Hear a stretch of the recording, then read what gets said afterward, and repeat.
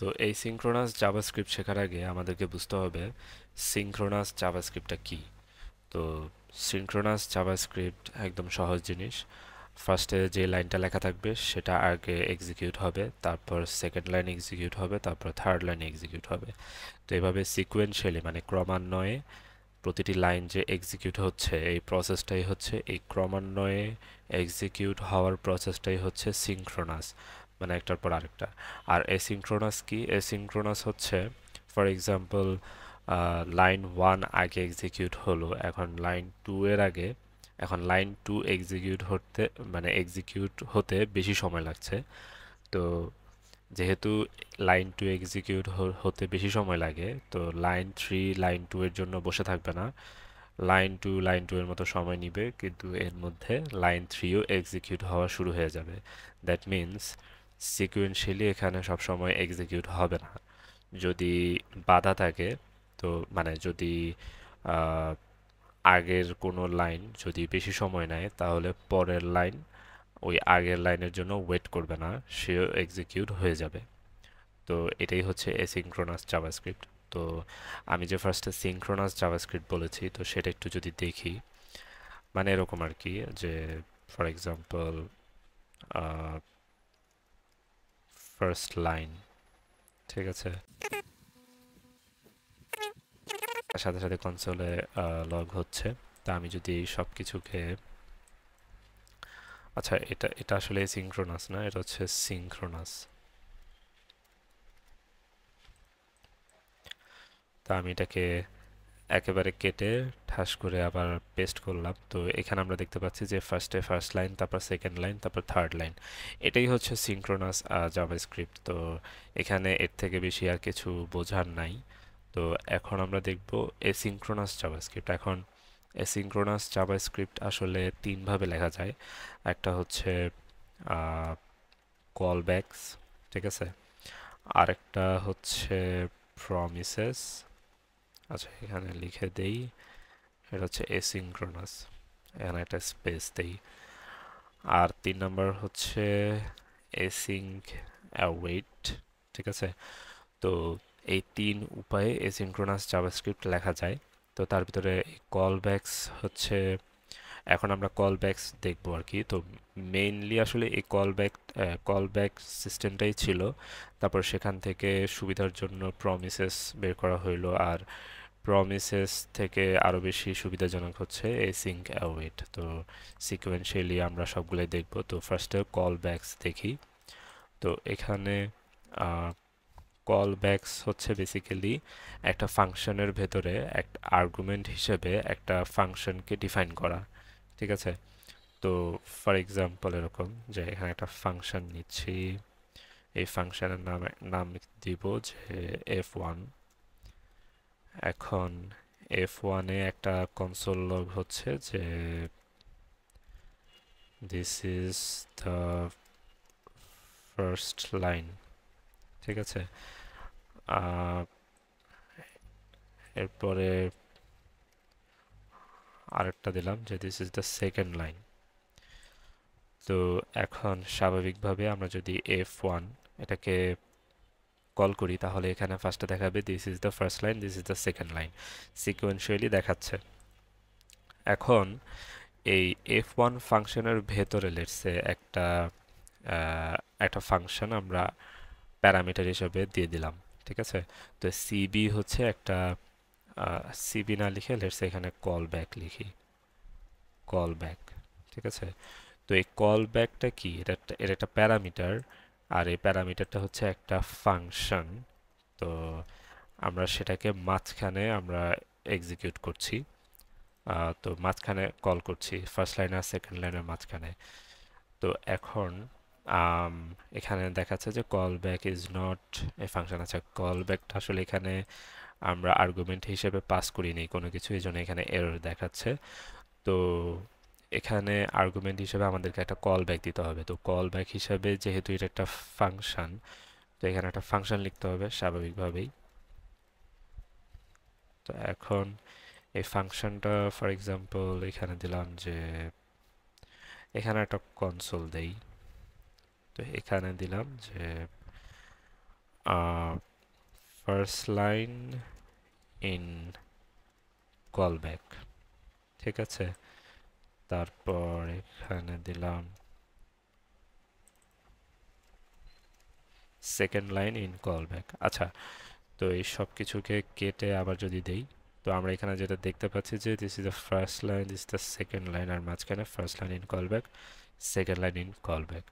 তো এখানে সব কিছু সিকোয়েন্সিয়ালি দেখাচ্ছে। এর কারণ হচ্ছে এখানে আসলে এই যে আমরা যে কলব্যাক ফাংশনটা পাস করেছি, তো এই কলব্যাক ফাংশন এক্সিকিউট হতে বেশি একটা সময় লাগে না, তো সাথে সাথে এক্সিকিউট হয়ে যায়, তো যার কারণে এখানে আসলে সিকোয়েন্সিয়ালি দেখাচ্ছে।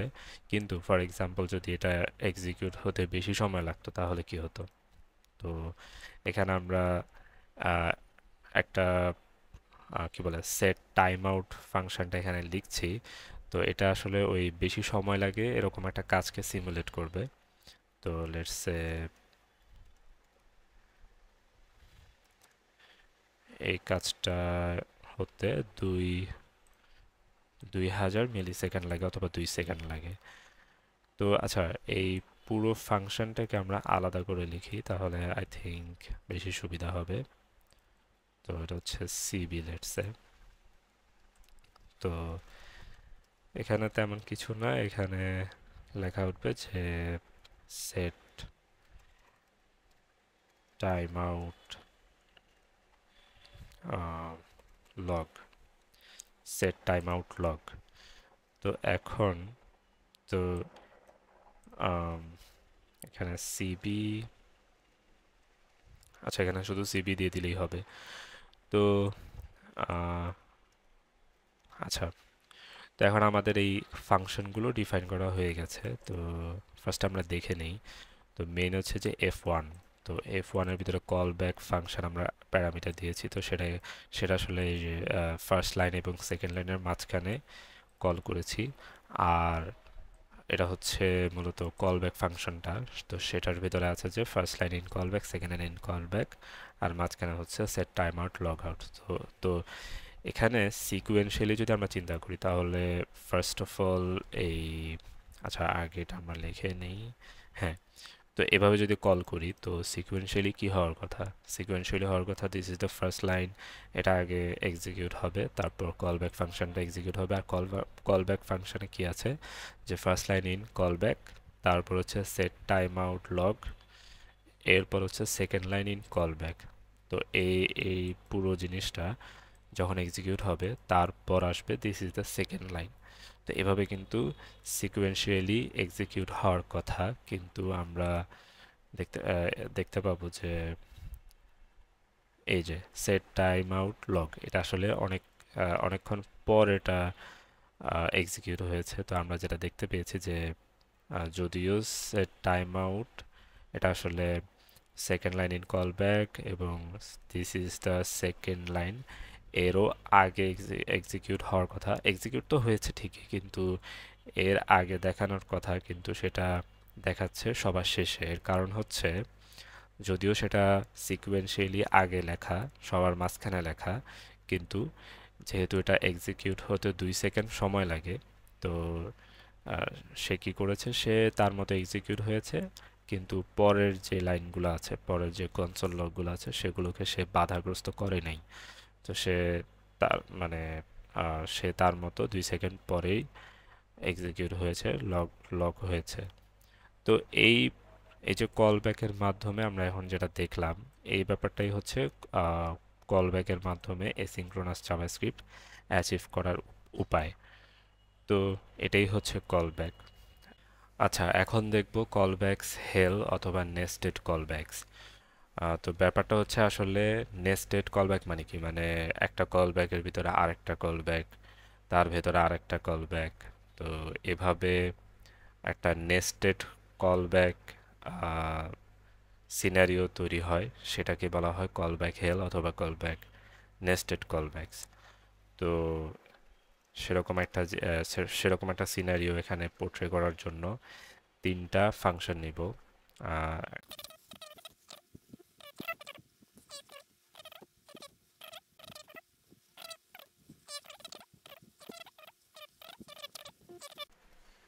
থার্ড অপারেশন লেটস এটা হবে 2 সেকেন্ড পরে। আচ্ছা, তো এখন এখানে একটা বিষয় হচ্ছে কল ব্যাক। তো একটা কল ব্যাক থাকবে, তো সেই কল ব্যাক ফাংশনটা সেট টাইম আউটের ভেতর ভেতর সেটা কল হবে। তো এই কনসোল লগ যখন এক্সিকিউট হবে তারপর এই কল ব্যাক ফাংশনটা কল হবে।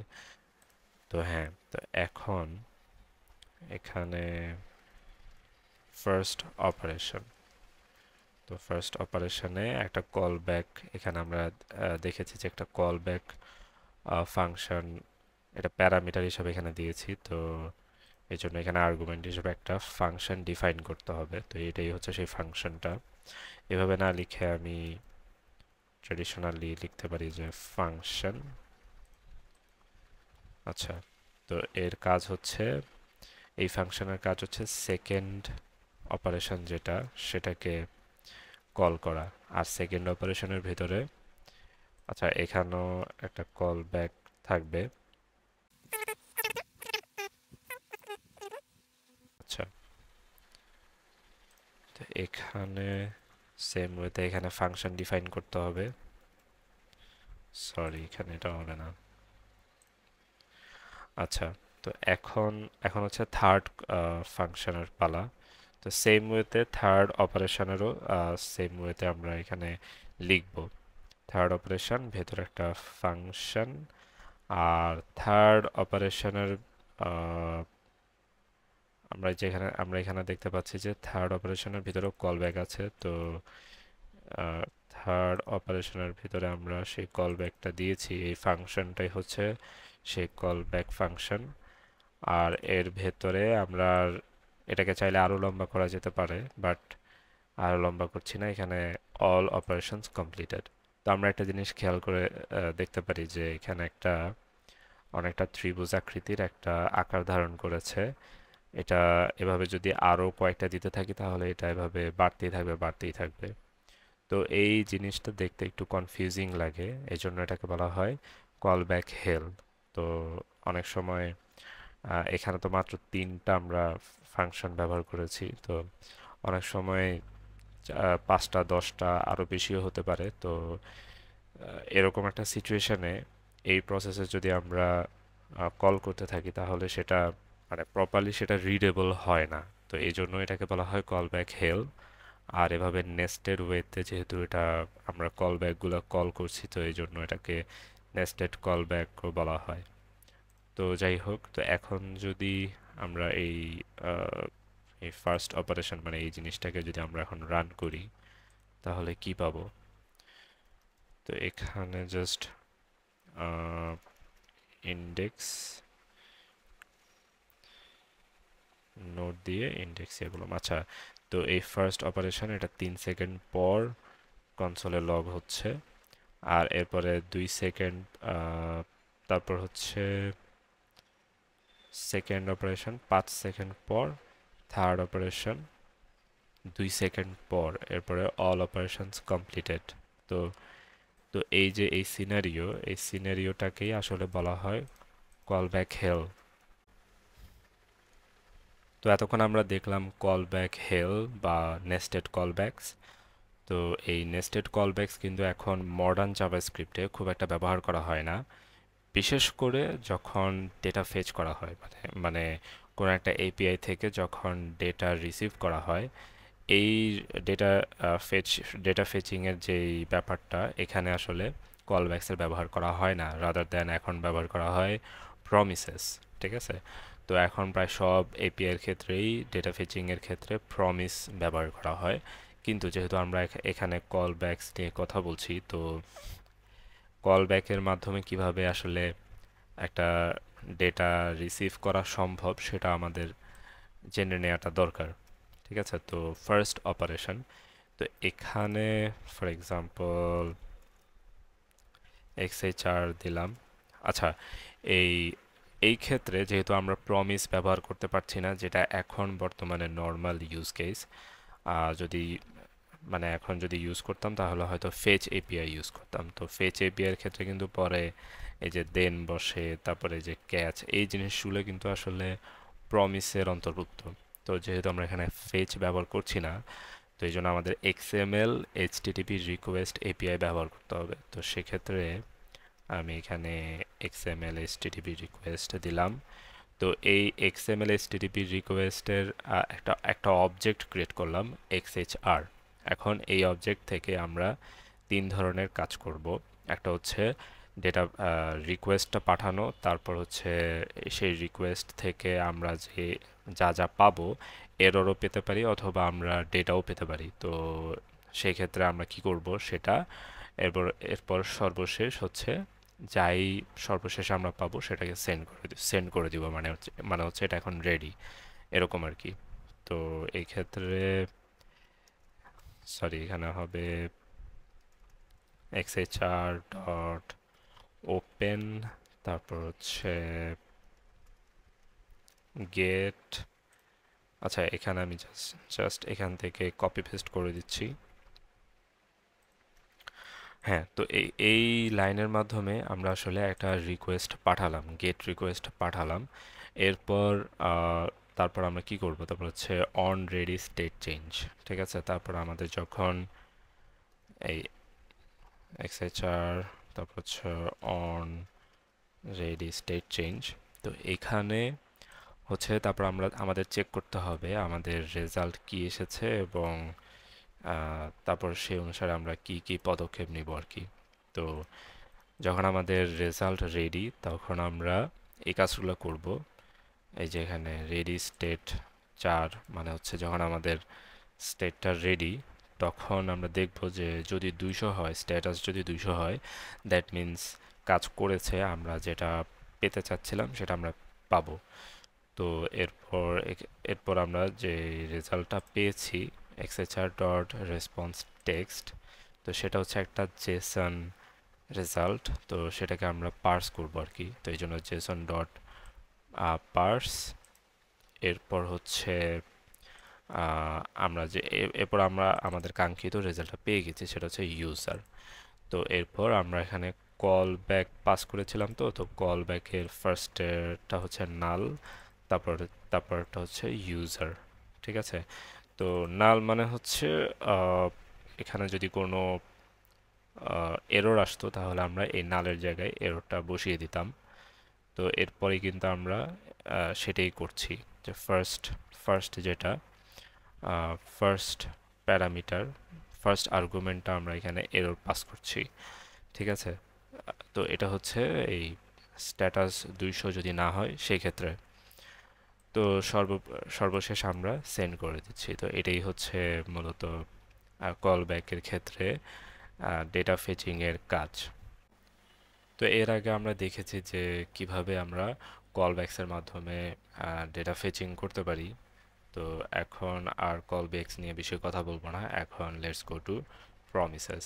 কারণ প্রমিসেস হচ্ছে মডার্ন জাভাস্ক্রিপ্টে মেইনলি ইউজ হয় ডেটা ফেচিং এর ক্ষেত্রে, এখন আর কেউ কল ব্যাকস ইউজ করে না। তো এখানে আমি যেটা দেখিয়েছিলাম এটাকে আহ, কাটি। সো কন্ট্রোল জেড বা কমান্ড জেড দিয়ে আগের অবস্থানে যাচ্ছি, কল ব্যাকস হেল যে সিচুয়েশনটা ছিল। তো এর আগে আমরা দেখিয়েছিলাম যে কল ব্যাক হেল নামে একটা কিছু আছে, সেটা একটা প্রবলেমেটিক বিষয়।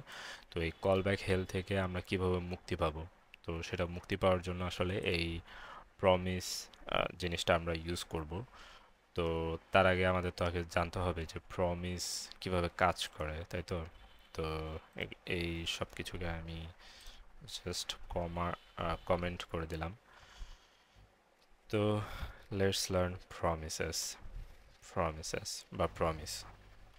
তো যাই হোক, তো প্রমিস আসলে এভাবে লেখে, এই যে প্রমিস। তো এরপরে প্রমিসের এর ভেতরে একটা, আচ্ছা এখানে ইন্টারেস্টিং বিষয়, এখানে আমরা একটা কল ব্যাক ফাংশন পাস করছি। তো এই কল ব্যাক ফাংশন একটা হচ্ছে রিজলভ, এখানে দুটা প্যারামিটার থাকবে, একটা হচ্ছে রিজলভ আর একটা হচ্ছে রিজেক্ট। তো তো এই ক্ষেত্রে ফর এক্সাম্পল এখানে জাস্ট র্যান্ডমলি লিখছি যে স্ট্যাটাস ট্রু। তো এখানে স্ট্যাটাস যদি ট্রু হয় তাহলে সেই ক্ষেত্রে এটাকে রিজলভ করে দিব আমরা। তো এখানে লিখব যে the end result is true. আচ্ছা, আর যদি যদি ট্রু না হয় তাহলে সেক্ষেত্রে রিজেক্ট করে দিবে স্বাভাবিকভাবে।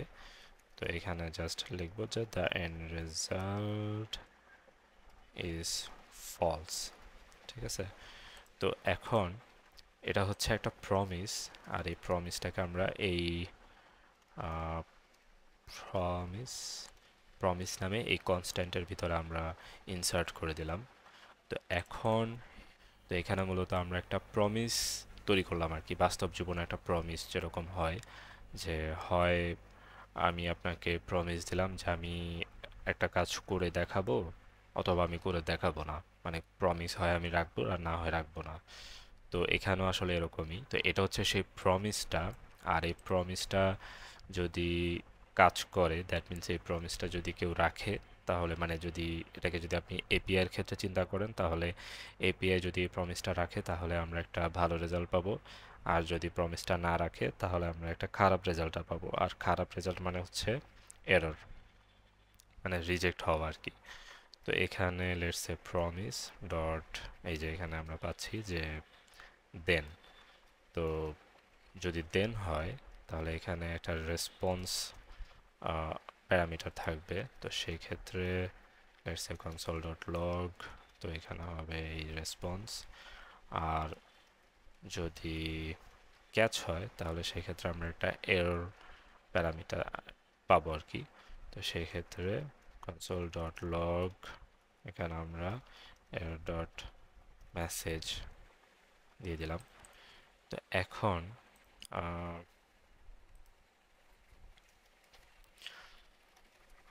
নোট ইন্ডেক্স, তো আমরা এখানে যেটা দেখতে পাচ্ছি যে the end result is true. এখানে ট্রু দেখাচ্ছে, এর কারণ হচ্ছে স্ট্যাটাস হচ্ছে ট্রু। ঠিক আছে? তো এই স্ট্যাটাস যদি এখানে ফলস হয় তাহলে সেক্ষেত্রে কি হবে? আচ্ছা, এখানে আনডিফাইন্ড দেখাচ্ছে। তো এখানে যদি শুধু এরর দেই তাহলে কি হবে? The end result is false. আচ্ছা, তো নর্মালি যেটা হয় যে এরর, এই এরর যে প্যারামিটারটা আমরা এখানে পাস করি, নর্মালি সেটা একটা অবজেক্ট হয়, কিন্তু এই ক্ষেত্রে যেহেতু আমরা কোনো অবজেক্ট পাস করি নাই, এখানে জাস্ট একটা স্টেটমেন্ট দিয়েছি, তো এই জন্য এখানে আসলে স্টেটমেন্টটাই আসবে আর কি। তো এর আগে আমি এর ডট মেসেজ দিয়েছি, সেটা ভুল ছিল। তো যাই হোক, এটাই হচ্ছে প্রমিস। প্রমিসের কাজই হচ্ছে এরকম। আর এই প্রমিস কিভাবে আমাদেরকে এই ক্ষেত্রে, মানে এই কল ব্যাক হেলের ক্ষেত্রে আমাদেরকে কিভাবে রক্ষা করে, এখন সেটা দেখবো আর কি। তো লেটস সি। আচ্ছা, তো এই এতটুকুকে আমরা কমেন্ট আউট করে দেই, আর এখান থেকে এখান পর্যন্ত, বা এখান পর্যন্ত পুরোটাকে, হ্যাঁ। তো এখানে কল ব্যাকস সরিয়ে দিচ্ছি। তো এই যে কল ব্যাক হেল, এটাকে কমেন্ট আউট করে নতুন করে লিখি। আচ্ছা, এই ক্ষেত্রে যেহেতু এখানে আমাদের কল ব্যাকস আছে, তো এখানে কল ব্যাকস থাকলে হবে না, তো এখানে থাকতে হবে মূলত প্রমিস। তো এখানে এখানে প্রমিস রিটার্ন করতে হবে শেষমেশ। তো রিটার্ন প্রমিস। তো প্রমিসের ক্ষেত্রে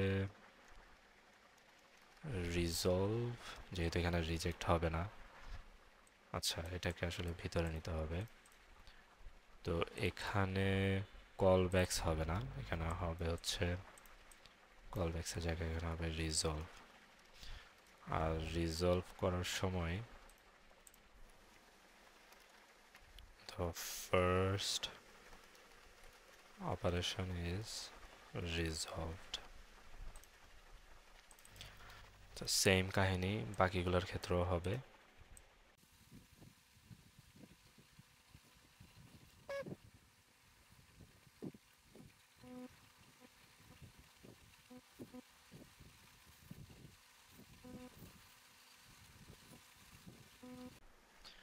আচ্ছা, তো এখানে আমরা আমরা দেখতে পাচ্ছি যে সবগুলো ফাংশন আসলে একটা করে প্রমিস রিটার্ন করছে। তো এখন আমরা যদি একদম ফার্স্ট যে প্রমিসটা আছে, মানে ফার্স্ট ফাংশনটা, ফার্স্ট অপারেশন, তো এই ফার্স্ট অপারেশন এটাকে কল করলাম। তো যেহেতু এটা একটা প্রমিস রিটার্ন করে, তাহলে এখানে আমরা দেন ইউজ করতে পারবো। তো এটা একটা রেজাল্ট বের করে।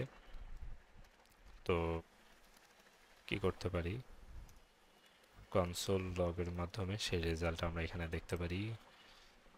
তারপরে আমরা আরেকটা, আচ্ছা এখানে সেকেন্ড অপারেশন, এই কলব্যাক ফাংশনে আসলে একটা কিছু রিটার্ন করতে হবে। তো কি রিটার্ন করব আমরা, আমরা এই প্রমিসটা রিজলভ হওয়ার মাধ্যমে যেটা পাচ্ছি সেটাকে আমরা এখানে রিজলভ করব, মানে এটাকে রিটার্ন করব। তো সেকেন্ড অপারেশন থেকে আমরা যেটা পাবো সেটাকে আমরা এখানে, আচ্ছা আলাদা করে কোনো ভ্যারিয়েবল নেই আর কি। তো এরপরে সেম কাহিনী, তারপরে এখানেও, তারপরে এখানে রিটার্ন, এখানে এবার হচ্ছে থার্ড থার্ড অপারেশন। তো থার্ড অপারেশনের পরে আরেকটা দেন হবে। তো এক্ষেত্রেও সেম। তো এই ক্ষেত্রে আমরা এখানে কি পাবো, হ্যাঁ, তো এটাই আর কি। তো এরপর এখানে আর কোনো কিছু রিটার্ন করছি না। তো রিটার্ন যেহেতু করছি না, দ্যাট মিন্স পরে আমরা দেন এখানে দিব না। তো এরপর হচ্ছে ক্যাচ। তো ক্যাচ এখানে এরর, এরর রান করি।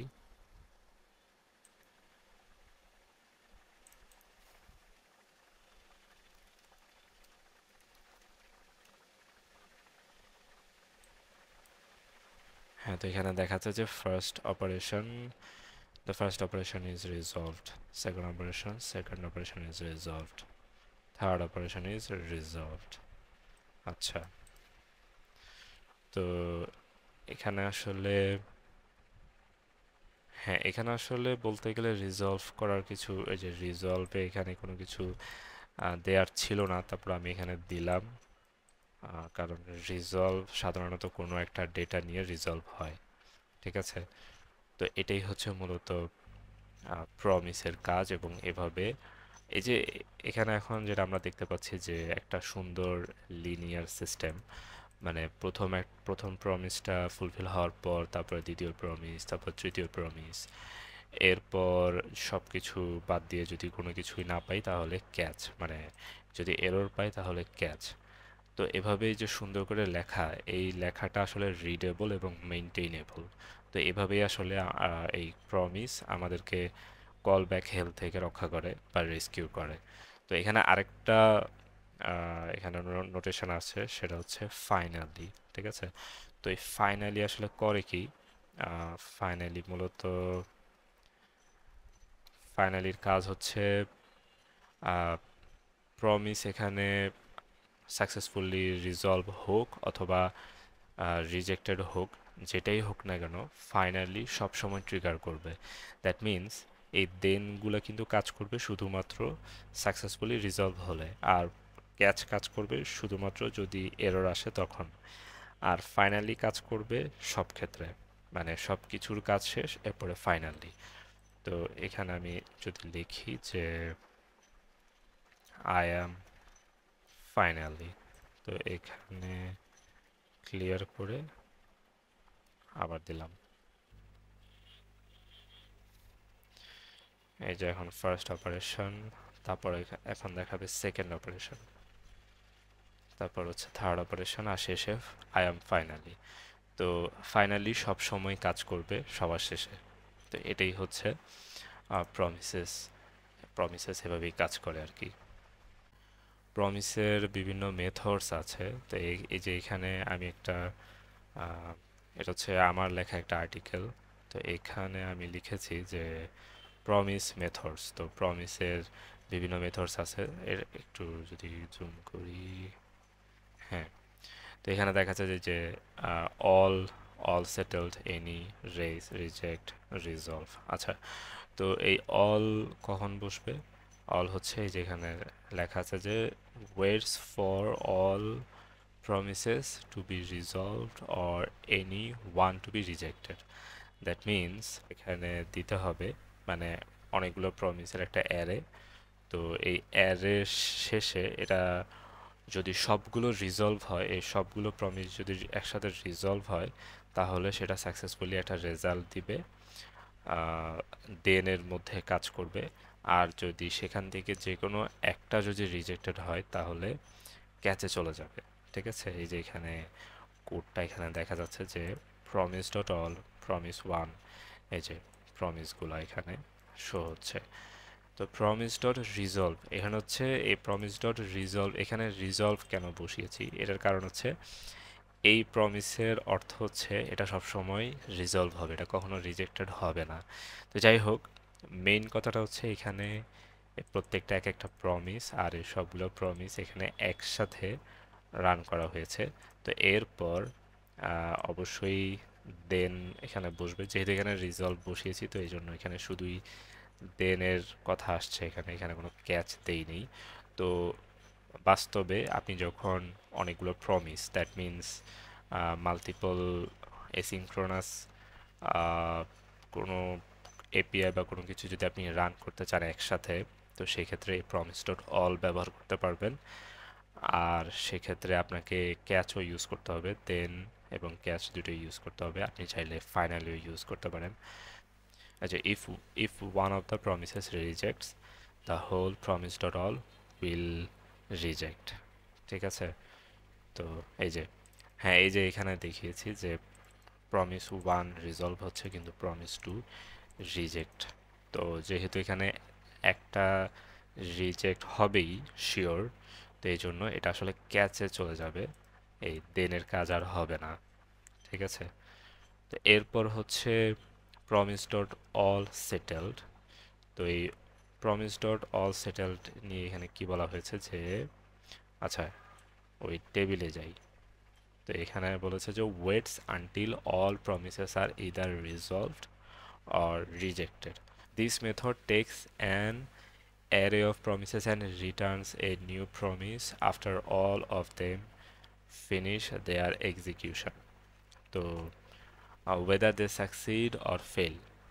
ঠিক আছে, আহ, এটা একটা নিউ প্রমিস, মানে এটা এই প্রমিসের রেজাল্টটা দিবে যখন সবগুলো এক্সিকিউট হবে। মানে যে কয়েকটা প্রমিস আপনি আহ, এর এর ভেতরে পাস করবেন, অল সেটেলড এর ভেতরে পাস করবেন, যখন সবগুলো এক্সিকিউট হবে, তারপর রেজাল্ট শো করবে। ঠিক আছে, তো unlike promise dot all, it doesn't fail if one promise fails. Instead, it waits for all the promises to complete and gives you an array of results that show if each one succeeded or failed। আচ্ছা, তো main কথাটা হচ্ছে এখানে all সেটেলডে সবগুলোই execute হবে এবং সবগুলোর result আপনাকে শো করবে। আচ্ছা, তো এখানে হচ্ছে সেটেল হওয়াটাই হচ্ছে মূল বিষয়, মানে হচ্ছে কাজটা হওয়াটাই মূল বিষয়। সেটা কাজটা আমরা সাকসেসফুলি করতে পেরেছি কি পারি নাই সেটা বিষয় না। তো এই জন্য এখানে আসলে ক্যাচে রেজাল্ট আসবে না, এখানে দেনের মধ্যে আসবে এবং সেখানে রেজাল্টসের যে অ্যারে সেটা এখানে শো হবে। প্রত্যেকটা আমরা এখানে পেয়ে যাব। ঠিক আছে, তো লেটস সে এখানে প্রথমটা সাকসেস, পরেরটা কিন্তু রিজেক্টেড, ফেইলিওর। তো ব্যাপারটা এরকমই আর কি। এরপরে হচ্ছে প্রমিস ডট এনি। আচ্ছা, তো এখানে বলা হচ্ছে যে প্রমিস ডট এনিতে আপনি যখন মাল্টিপল প্রমিস রান করবেন, তখন যদি যে কোনো একটা প্রমিস রিজলভ হয়, তাহলে আপনাকে সাকসেসফুল মেসেজ দিবে, দ্যাট মিন্স দেনের ভেতর চলে আসবে। আর যদি একটাও রিজলভ না হয়, মানে সবগুলো রিজেক্ট, তাহলে ক্যাচের মধ্যে চলে যাবে। তো এখানে এটাই বলা হয়েছে আর কি, প্রমিস ডট এনি। তো এটা অনেক ইউজফুল আসলে, এই প্রমিসের এই মেথডসগুলো অত্যন্ত ইউজফুল। এরপরে আছে হচ্ছে প্রমিস ডট রেইজ। এখানে আপনি যে কয়টা প্রমিস পাস করবেন সেখানে যে কোনো একটা যদি সেখানে রিজলভ হয় তাহলে প্রমিসটা রিজলভড, আর যদি যে কোনো একটা রিজেক্টেড হয় তাহলে রিজেক্টেড। কিন্তু এখানে একটা ব্যাপার আছে, সবার প্রথমে যেটা সেটেল হবে, মানে সবার প্রথমে যেটা এক্সিকিউট হবে সম্পূর্ণরূপে, সেটা যদি রিজলভ হয় তাহলে রিজলভড, আর আর সেটা যদি রিজেক্টেড হয় তাহলে রিজেক্টেড। তো এখানে আসলে এই মেথডটা আসলে কাজে লাগবে যখন আপনি অনেকগুলো মেথড একসাথে এক্সিকিউট করতে চাবেন, মানে যখন আপনি অনেকগুলো প্রমিস একসাথে এক্সিকিউট করতে চাবেন কিন্তু আপনার শুধুমাত্র যে কোনো একটা রিজলভ হলেই আপনার কাজ হয়ে গেছে, যদি এমন সিচুয়েশন হয় তাহলে এটা খুবই ইউজফুল। আচ্ছা, এরপর হচ্ছে প্রমিস ডট রিজলভ। তো এখানে লিখেছে যে this method immediately রিজলভস a promise with a given value. It's useful for creating a promise that you already know will be fulfilled. তো এটার কথা আমরা অলরেডি জানি যে আমরা যখন শিওর যে একটা প্রমিস রিজলভ হবেই হবে তখন আমরা এটা ইউজ করতে পারবো। তো রিজেক্টের ক্ষেত্রেও সেম, এখানে নাথিং নিউ। তো এই হচ্ছে মূলত প্রমিস মেথডসের ব্যাপার স্যাপার। তো এখন আমরা প্রমিসের রিয়েল লাইফ ইউজ কেস দেখব। তো এর আগে আমরা বলেছিলাম যে জাভাস্ক্রিপ্টের ES6-এ ফেচ এপিআই বলতে একটা কিছু আছে। তো ফেচ এপিআইয়ের মাধ্যমে আমরা ডেটা ফেচিং করে থাকি। আহ, এটা হচ্ছে মডার্ন জাভাস্ক্রিপ্টে এই ফেচ এপিআইটাই ব্যবহার করা হয়। তো এখন আমরা দেখব এই ফেচ এপিআইয়ের মাধ্যমে কিভাবে আমরা আসলে অ্যাকচুয়াল ডেটা কালেক্ট বা ডেটা রিসিভ করতে পারি। তো এখানে এই ফার্স্ট অপারেশন এখানে কেটে দেই, তো এটা নাম দেই যে ফেচ ইউজার। ঠিক আছে, তো এই ফেচ ইউজারের ক্ষেত্রে লেটস সে ইউজার আইডি। তো এখানে তো ফেচ এপিআই ইউজ করব আমরা। তো ফেচ এপিআই এর ক্ষেত্রে ডাইরেক্ট ব্যাক ব্যাকটিক্স দিব। তো এখানে আমরা এই এপিআই থেকে ডেটা কালেক্ট করব আর কি। তো সেখানে আমাদের ইউজার আইডি দিয়ে দিলাম।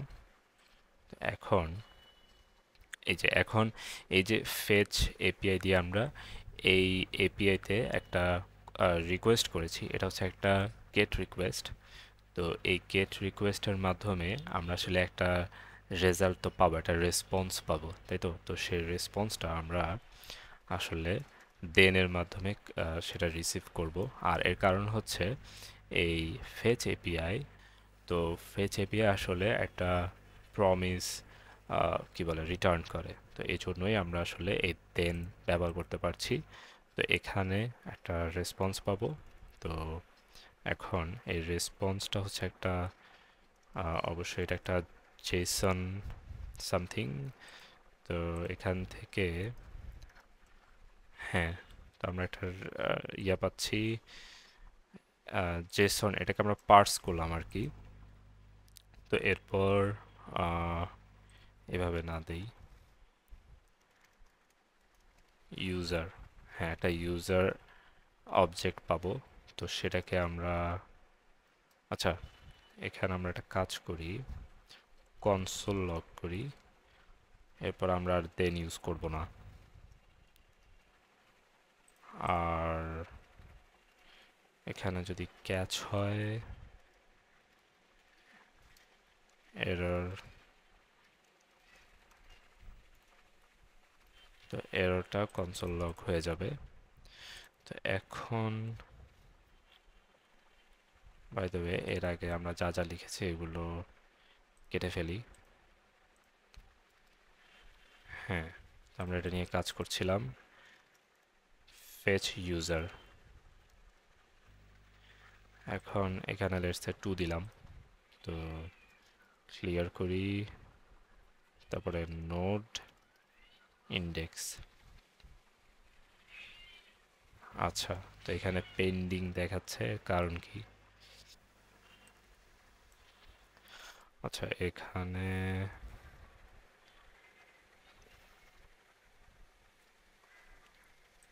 এখানে যদি এরকম দেই রিটার্ন,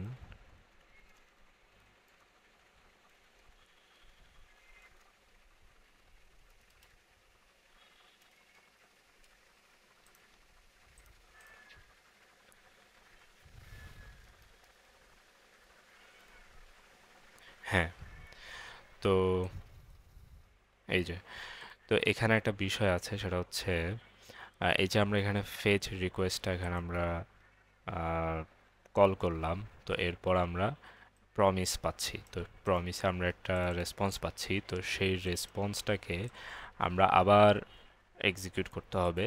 তো এটাও একটা প্রমিস রিটার্ন করে, তো সেটা আমরা এর ভেতরে রিসিভ করতে পারবো না, সেটার জন্য আমাদেরকে আরেকটা দেন ইউজ করতে হবে। তো সে তারপর আমরা আসলে সেই কাঙ্ক্ষিত রেজাল্টটা পাবো। তো সেটা হচ্ছে এই এই যে এখানে কনসোলে লগ হওয়া এই অবজেক্টটাই হচ্ছে আমাদের সেই রেজাল্ট। তো এর আগে আমরা দেখেছি যে ফেচ ইউজারের মধ্যে আমরা ফেচ এপিআই ব্যবহার করে একটা real life real world data fetching example দেখেছি। তো এখন আমরা দেখব এই যে এর আগে আমরা যেটা করেছিলাম যে প্রমিসের একটা ইউজ কেস দেখিয়েছিলাম, তো সেটা ছিল মূলত সেট টাইম আউট নিয়ে। তো এখন এই পুরো এপিআই ফেচিং, মানে ডেটা ফেচিং নিয়ে এই পুরো জিনিসটা দেখাবো। তো এর জন্য আমাদেরকে যেটা করতে হবে, ফার্স্ট অফ অল এই জিনিসটাকে আমরা বাদ দিই আগে। আচ্ছা, এখানে আমরা ফেচ করে যে রেজাল্টটা পাবো সেটাকে আমাদের রিটার্ন করতে হবে। তো আর তাহলে আমরা এখানে দেন রেস, আচ্ছা, তো এখানে আমরা কোনো কিছু আম, আচ্ছা, এটাও একটা প্রমিস রিটার্ন করে, তো এর জন্য এখানে আমাদেরকে এটা রিটার্ন করতে হবে। তো এভাবে না করে আমরা একটা কাজ করতে পারি, এভাবে রিটার্ন করতে পারি res.json, এরপরে আরেকটা থাকবে, তো এখানে আমরা সরাসরি লিখতে পারি ইউজার। তো এই দেনের মধ্যে আমরা আসলে ইউজারটা পেয়ে যাব। তো তখন আমাদেরকে যেটা করতে হবে, আচ্ছা, এখানে কিছু কাজ আছে, সেটা হচ্ছে এই ইউজারটাকে আমরা দেখতে চাই। তো এটার জন্য আমরা একটা কাজ করতে পারি যে ইউজার নেম, তারপরে ইউজার ডট নেম। তো আমরা পুরো অবজেক্টটা দেখাবো না, আমরা শুধুমাত্র ইউজারের নেমটা দেখব। তো এরপর হচ্ছে আমাদেরকে রিটার্ন করতে হবে ইউজারটা, কারণ এই ইউজারটা আমরা পরে কাজে লাগাবো। তো এটা হচ্ছে ফেচ ইউজার। এখন আমরা দেখব ফেচ, এখন আমরা কি দেখবো, এখন আমরা দেখবো fetch posts.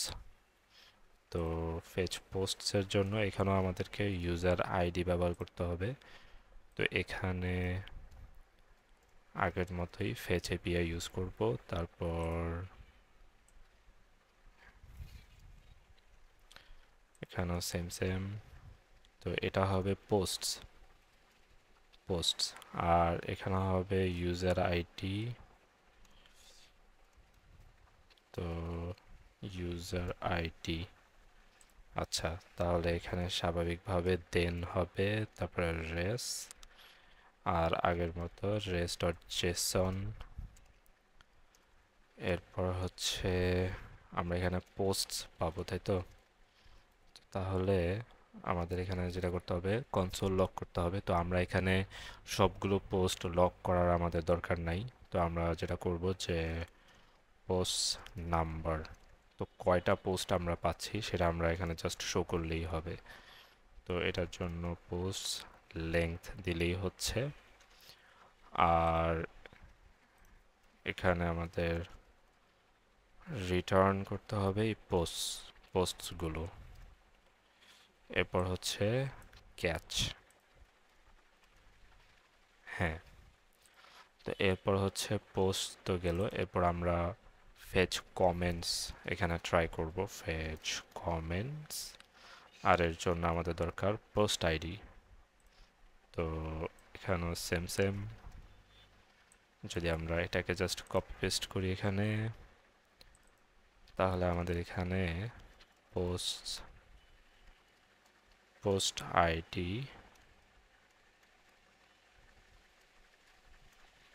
Post ID. By the way, আমরা এখানে আসলে কমেন্টস ফেচ করছি, তো এখানে কমেন্টস দিতে হবে। আর কোন পোস্টের সেটা এখানে আমরা এই যে কোয়েরি প্যারামের মাধ্যমে বলে দিচ্ছি যে পোস্ট আইডি। তো এরপরে স্বাভাবিকভাবে এটা সব জায়গায় কমন। এরপর হচ্ছে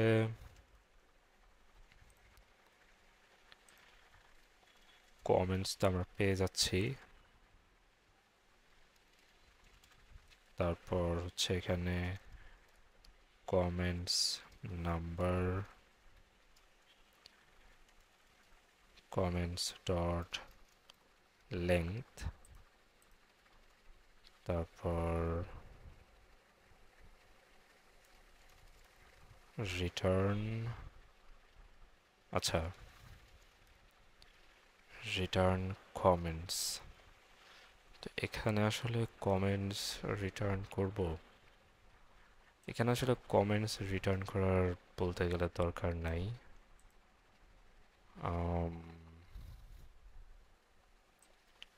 আচ্ছা, তাও আমরা রিটার্ন করলাম। তো এরপর হচ্ছে ক্যাচ। আচ্ছা, তো এইবার আমাদের সব কিছু রেডি। এবার ফেচ ইউজার থেকে আমরা শুরু করব। তো ফেচ ইউজার, এখানে আমরা 3 নাম্বার ইউজারটা লেটসে কল করলাম। তো সেখান থেকে আমরা একটা প্রমিস পাবো। তো এই প্রমিস, এখানে একটা রেজাল্ট আসবে। তো রেজাল্ট হচ্ছে আমরা জানি সেটা হচ্ছে একটা ইউজার, ঠিক আছে। তো এরপরে আমরা এখান থেকে, আচ্ছা এভাবে না করে আমরা ডাইরেক্ট ফেচ পোস্টস এভাবে নিতে পারি। তো এখানে হবে কি ইউজার আইডি। আচ্ছা, তারপর এখানে আমরা পোস্টস পাচ্ছি। তো পোস্টস থেকে ফেচ কমেন্টস, আর এখানে হবে হচ্ছে পোস্ট, প্রথম পোস্টের আইডি আমরা এখানে পাস করছি। তো লেটস সি এটা আসলে কি হয়। ইন্ডেক্স, হ্যাঁ। তো এখানে আমরা দেখতে পাচ্ছি যে পোস্ট, এখানে কমেন্ট 0 কারণ দেখালো। আচ্ছা, এখানে একটা এক্সট্রা কার্লি ব্রেস আছে এই জন্য হয়তোবা। তো আমরা আবার এখানে রান করছি। হ্যাঁ, তো আমরা এখন দেখতে পাচ্ছি যে এখানে শো করছে ইউজার নেম ক্লেমেন্টাইন বচ হোয়াটএভার। এবার পোস্টস হচ্ছে 10টা, কমেন্টস হচ্ছে 5টা। হ্যাঁ, তো এটা একটা রিয়েল লাইফ ইউজ কেস আর কি।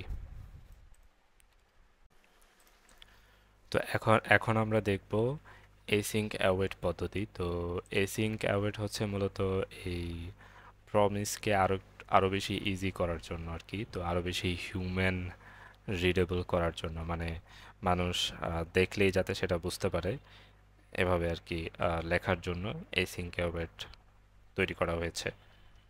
তো যাই হোক, মেইন কথা হচ্ছে এসিঙ্ক অ্যাওয়েট এখানে কিভাবে আমরা অ্যাপ্লাই করব। তো এই যে দেখেন ফেচ ইউজার, তো ফেচ ইউজার, আচ্ছা তার আগে একটা কাজ করি।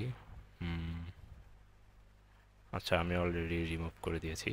তো এখানে ফেচ ইউজার যেটা আছে, তো আমরা এখন এটাকে এসিঙ্ক অ্যাওয়েট পদ্ধতিতে করে দেখব। তো এর জন্য যেটা করতে হবে যে প্রমিসের ক্ষেত্রে যেরকম প্রমিস তৈরি করার জন্য একটা প্রমিস রেজাল্ট রিটার্ন করতে হয়, মানে সেটা রিজলভ হলে কি হবে অথবা রিজেক্ট হলে কি হবে। তো এই ক্ষেত্রে এসিঙ্ক অ্যাওয়েটের ক্ষেত্রে আমরা যেই ফাংশনটাকে এসিনক্রোনাস হিসেবে আমরা ব্যবহার করব সেটার আগে একটা এসিং কিওয়ার্ড দিতে হবে। তো যেমন ফেচ ইউজারের ক্ষেত্রে আমি এসিং কিওয়ার্ড দিলাম। তো এখন আমাকে যেটা করতে হবে এগুলো বাদ দিয়ে দিই। হ্যাঁ, তো এখানে আমরা ফেচ রিকোয়েস্ট করলাম, এটা হচ্ছে গেট রিকোয়েস্ট। তো এখানে আমরা একটা রেসপন্স পাবো, তাই তো? তো রেসপন্সটা হচ্ছে এটা। এখন এই রেসপন্সটা আরেকটা প্রমিস দেয়, যেটা আমরা জানি। তো তাহলে সেটা কি হবে? সেটা হচ্ছে রেসপন্স ডট জেসন। এখন এই ক্ষেত্রে যেহেতু এটা একটা প্রমিস রিটার্ন করে, এই রেসপন্স ডট জেসন, তো এটাকে আমাদের অ্যাওয়েট করতে হবে। ঠিক আছে? আচ্ছা, তো এখানেও আমাদেরকে অ্যাওয়েট করতে হবে, মানে হচ্ছে যেটাই কোনো প্রমিস রিটার্ন করে সেটার ক্ষেত্রে আমরা আগে অ্যাওয়েট কিওয়ার্ড ব্যবহার করব। তো তাহলে এটা আমাদেরকে একটা রেজাল্ট দিবে এখানে। তো এরপর হচ্ছে আমাদের এই রেজাল্টটা আমরা কনসোল লগ করব এখানে। তো এখন এখানে একটা বিষয় আছে, সেটা হচ্ছে এখানে আমরা এরর কিভাবে শো করব, তাই তো? যদি এই প্রসেসটা যদি কাজ না করে, যদি এখানে যদি কোনো এরর থাকে, তাহলে সেটা কিভাবে আমরা শো করব? তো এই ক্ষেত্রে আমাদেরকে ট্রাই ক্যাচ ব্লক ইউজ করতে হবে। তো ট্রাই ক্যাচ ব্লক হচ্ছে ট্রাই ক্যাচ। তো এটা এরকমই দেখতে আর কি। তো ট্রাই হচ্ছে মূলত, মানে আমরা ধরে নিয়েছি যে এতটুকু কাজ করবে, তো কাজ করলে সেটা এভাবে আমরা এখানে সেটা এখানে ট্রায়ের ভেতর লিখতে হবে। আর যদি ইন কেস কোনো এরর আসে, তাহলে সেই এররটাকে আমরা এখানে হ্যান্ডেল করব। তো লেটস সে আমি সেটাকে জাস্ট কনসোল লক করে দিচ্ছি। তো এখন, হ্যাঁ, তো এখন ঠিকঠাক দেখাচ্ছে। তো ট্রায়ের ভেতরে সাকসেসফুল হলে আমরা সেটাকে কি করব, সেটা মানে ট্রায়ের ভিতরেই হচ্ছে মূল কাজ। আর ক্যাচের ভিতর হচ্ছে ইন কেস যদি এরর আসে, তাহলে আমরা সেই এররটাকে হ্যান্ডেল করব ক্যাচের ভেতরে। তো এটাই হচ্ছে মূলত async await এভাবেই লেখে। তো এখন আমরা এই async ফাংশনটাকে আমরা কল করব আর কি। fetch user let's say 3 দিলাম। তো এখন নোড ইন্ডেক্স, হ্যাঁ, তো আমরা এখানে রেজাল্ট দেখতে পাচ্ছি। এখানে আমাদের এই ইউজারের পুরো অবজেক্টটা এখানে শো করছে কনসোলে। তো এটাই হচ্ছে মূলত async await। এখন এটাকে আমরা আগের মতো করে ইউজ করতে পারি, এই সবগুলোর ক্ষেত্রে আমরা অ্যাপ্লাই করে দেখতে পারি। তো ওরকমই রেজাল্ট আসবে। এখন এটা আসলে আচ্ছা, এটা করে দেখাই, সেটাই ভালো। তো ফেচ ইউজার এক্ষেত্রে এই রেজাল্টটা, আচ্ছা, এখানে তাহলে আমরা শুধুমাত্র ইউজারের নেম দেখাবো। তো তাহলে এখানে কি হবে? সরি, হবে রেজাল্ট হচ্ছে আসলে ইউজার অবজেক্ট। তো তাহলে ইউজার আর রেজাল্ট ডট নেম, ঠিক আছে। আর এখানে রিটার্ন করতে হবে রেজাল্ট। তো এই ক্ষেত্রে তাহলে ফেজ ইউজারের কাজ শেষ। এখন তাহলে এটা বাদ দিয়ে দিই।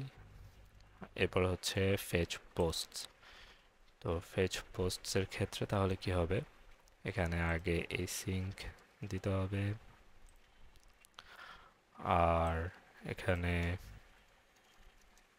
একটা রেসপন্স পাবো আমরা।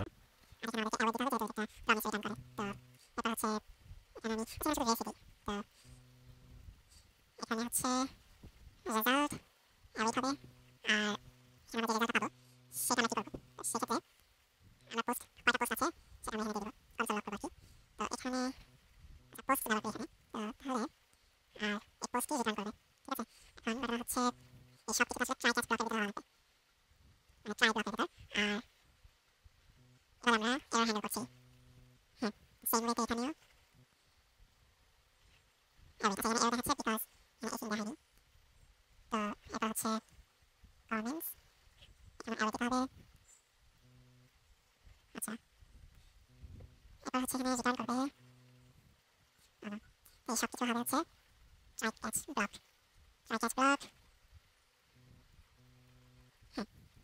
এখন এখন আমাদের যেটা করতে হবে যে আচ্ছা, তো এই সব কিছু একটা আলাদা ফাংশনের ভেতর আমরা ইউজ করি, async result fn। আচ্ছা, এখানে ফাংশন হবে, তারপর await, তো fetch user এখানে 3, তারপর এখানে হচ্ছে আমরা জানি সেখানে ইউজার পাবো, এরপর হচ্ছে পোস্টস পাবো, ফেচ পোস্টস, আর এখানে হবে ইউজার ডট আইডি, তারপর কমেন্টস,